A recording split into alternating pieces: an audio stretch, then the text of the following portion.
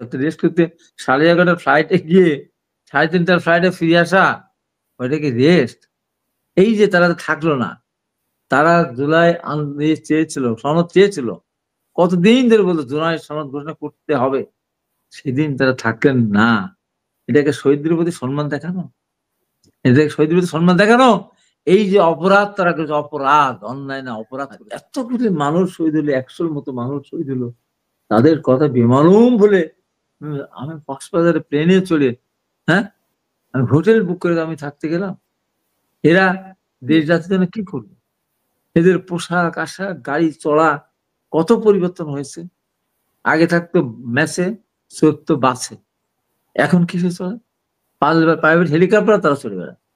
আমরা 71 ভুলে যেতে হবে আমাদেরকে? সাদা বিরোধীদেরকে জামায় আদরে গ্রহণ করতে হবে? আমরা কি 90 সৃষ্টি হয়নি? 24 কি? 71 সালে দেশ স্বাধীন হয়েছে, কোথায় 71 আর কোথায় 24? আমরা বলি 90 সালে আমরা গণতন্ত্র পুনরুদ্ধার করেছিলাম, আবার 90 পরে 24 সালে গণতন্ত্র পুনরুদ্ধার হয়েছে। এই তো দেশ কি নতুন করে স্বাধীন হয়েছে? একটা দেশ কয়বার স্বাধীন হয়? কয়বার স্বাধীন হয় একটা দেশ?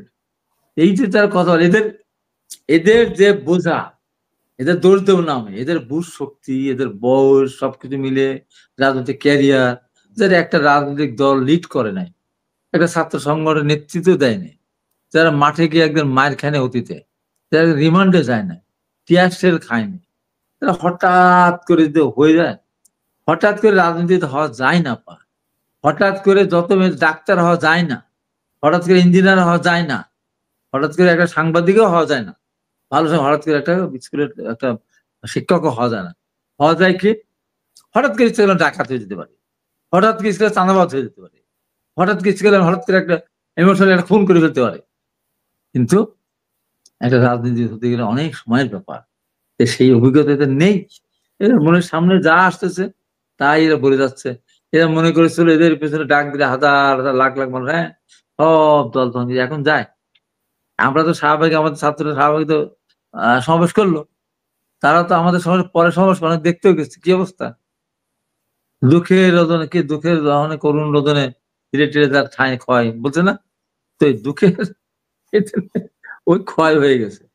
ওদের চাল চলন, ওদের বডি ল্যাঙ্গুয়েজ, ওই আপনার রূপায়ণ টাওয়ারে আপনার অফিস নেওয়া, বিশাল বিশাল গাড়ি, অট্টালিকা, বড় অট্টালিকা থাকা, আর ওই যে শেরাটনে 9,000 টাকা আপনার ইফতার খেয়ে সমস্ত ইমেজ শেষ, সব শেষ, সব শেষ। শেষ করলো 5 তারিখে না 6 তারিখে, 6 তারিখে, 5 তারিখে, 5 তারিখে। আমার এখনো নূর হোসেনের কথা মনে হলে আমার চোখের পানি ধরে রাখতে পারি না। এই পৃথিবীর সর্বশ্রেষ্ঠ কবি সরেসা নিপাজদা গণতন্ত্র মুক্তি বা কাগজ ব্যবহার করে, পিটকে ব্যবহার করে, আমার এখনো যখন মনে হয় সেলিম আমার হাতে ধরা ছিল আমার সাথে, ওই 28শে ফেব্রুয়ারি আসলে আমার সারাদিন আমার কোনো কাজ করতে ভালো লাগে না। ওই ডাক্তার মিলন, ওই জিহাদের লাশ ঢাকা মেডিকেল বেড়ে যায়, সেদিন আমি অন্য কোনো কাজ যাই না। আর এরা ওই 5 তারিখে শুধু কি এই 5 তারিখে পতন, 5 তারিখে 100-র মধ্যে 5 তারিখে সবচেয়ে বেশি মানুষ মারা গেছে, বেশি শহীদ হয়েছে 5 তারিখে। এবং সেখানে পালিয়ে যাওয়ার পরেও যাত্রার বলে দিকে 8-10 জনকে মেরে ফেলেছে। সেই 5 তারিখে তারা প্রমোদ ভ্রমণে গেলেন, হ্যাঁ, বলে আমরা রেস্ট নিতে আসছি, মামুন হক সাহেবের মতো আর কি, রেস্ট নিতে আসছে। কি হচ্ছে যে আমরা টায়ার্ড, পদযাত্রা করতে করতে আমরা টায়ার্ড হয়ে গেছে, আমরা রেস্ট করতে 11:30টার ফ্লাইটে গিয়ে 3:30টার ফ্লাইটে ফিরে আসা, ওইটা কি রেস্ট? এই যে তারা থাকলো না, তারা জুলাই চেয়েছিল, সনদ চেয়েছিল, কতদিন ধরে বলতো জুলাই সনদ ঘোষণা করতে হবে, সেদিন তারা থাকলেন না। এটাকে শহীদদের প্রতি সম্মান দেখানো, এটাকে শহীদদের প্রতি সম্মান দেখানো। এই যে অপরাধ তারা করেছে, অপরাধ, অন্যায় না, অপরাধ করেছে, সেদিন এখানে থাকা উচিত ছিল।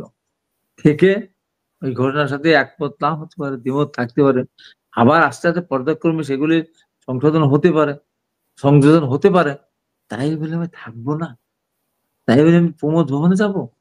হ্যাঁ, ট্রেনে উঠে যাবো, তারপরে এক একটা রুম ভাড়া তো পুরো রাত থাকা নাই মনে হয়, 58,000 টাকা ভাড়া শুনলাম মাসুদ কামাল বলতেছিল আর কি। হোটেল চেঞ্জ করছে ওরা, ছিল মনে হয় ছিল বা এখনো আসছে কিনা জানি না। তাহলে আপনি বলেন আমি এটা খবর রাখি না ওদের। বলেন আপনি, এটা কি শহীদদের সাথে শহীদদের সম্মান দেখানো, শহীদদেরকে তিরস্কার করা? হ্যাঁ, বুঝতাম যে তারা দাবি করতো ওখানে গিয়ে আমার সকল শহীদদের পরিবারকে পুনর্বাসন করতেই হবে, তাদের চাকরি বাকরি টাকা পয়সা দিয়ে ব্যবসা বাণিজ্য দিয়ে তারা পরিবারগুলো যেন কষ্ট না পায়। বলতে পারতো আমার সমস্ত আহতদের চিকিৎসার জন্য একটা বাজেট বরাদ্দ করতে হবে। ওই সেটা তো করলো না। হ্যাঁ, প্লেন উঠে ঢাকা চলে ট্রেন চলে গেল, কি কক্সবাজার চলে গেল। এটা হয় না। এখনো আমার এত বছর বয়স, এত আজকে 35-36 বছর আগে, সেই 90 সাল, এখনো ওই দিনগুলি আসলে আমি ছুটে চলে আসি ছুটি থেকে। আমি বাড়ি থেকে নূর হোটেলের কবরে একটা কেউ ওখান থেকে প্রতীকী ওই 0 পয়েন্ট একটা ফুল দিয়ে আসে।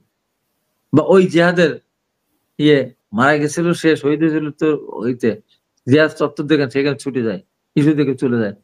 ওই ডাক্তার মিলন শহীদ হলেন টিএসসির মোড়ে, ওখানে আমরা দিই, আমরা ওই মেডিকেল কলেজেও দিই, সেখান থেকে তার স্মৃতিস্তম্ভ আছে, ছুটে যায় আমরা সেদিন। আর এতগুলি মানুষ শহীদ হলো, 100-র মতো মানুষ শহীদ হলো, তাদের কথা বেমালুম বলে আমি কক্সবাজারে প্লেনে চলে, হ্যাঁ, আমি হোটেল বুক করে আমি থাকতে গেলাম। এরা দেশ জাতির জন্য কি করবে? এদের পোশাক আশাক গাড়ি চড়া কত পরিবর্তন হয়েছে। আগে থাকতো ম্যাচে, চড়তো বাসে, এখন কিসে চলে? প্রাইভেট হেলিকপ্টার তারা চলে বেড়ায়, আমরা কল্পনাও করিনি কোনদিন। এই দিয়ে হয় না, এই দিয়ে হয় না, এই দিয়ে হয় না। তাই কথা বললে আপনার অ্যাঙ্কর, আপনাকেও বলতে হবে, আপনাকেও বলতে হবে যে হাবিব তো কারো নাম বলে নাই, কোনো দলের নাম বলে নাই, তো গায়ে পড়ে কেন আপনারা নিতে গেলেন? কেন তার বিরুদ্ধে এইগুলো দিলেন?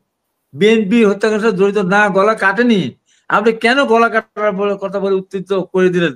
সেই জন্য 2-4টা বিএনপি কর্মীরা যদি যে কোনো জায়গায় তো আক্রমণ শিকার হতে পারতো। সোহাগের কারণে কতগুলি আমাদের অফিসের ভাঙছেন, বিলবোর্ড ভেঙেছেন, আর এই স্লোগান দিলেন, এ কি উত্তর দিতে হবে না? অবশ্যই উত্তর দিতে হবে। আমাকে বিতর্কিত করে কোনো লাভ না, আমার ইতিহাস আছে, ঐতিহ্য আছে। এই দেশে প্রতিটি আন্দোলন সংগ্রামে রাস্তায় থেকেছি, মায়ের খেয়েছি, হাসপাতালে গেছি, মুক্তিযুদ্ধে গিয়েছি।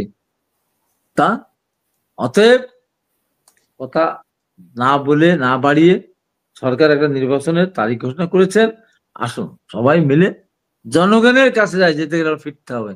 মানুষ যাই কেউ না কেন, শেষ পর্যন্ত তার লাশ স্টেশন কোথায়? কবর, কবরে যেতে হয়। ঠিক তেমনি ভাবে যতই আপনি যা করেন, সর্বশেষ জনগণের কাছে যেতে হবে। জনগণ চূড়ান্ত ক্ষমতার মালিক, জনগণের সিদ্ধান্ত দেবে আপনি আমি কোথায় থাকবো, কার পেছনে কোথায় থাকবে। অতএব জনগণের কাছে যান, জনগণ কি বলেন সেটা শোনেন, তারপরে বেঞ্চের বিরুদ্ধে বক্তব্য দেন, আমার কোনো আপত্তি নেই।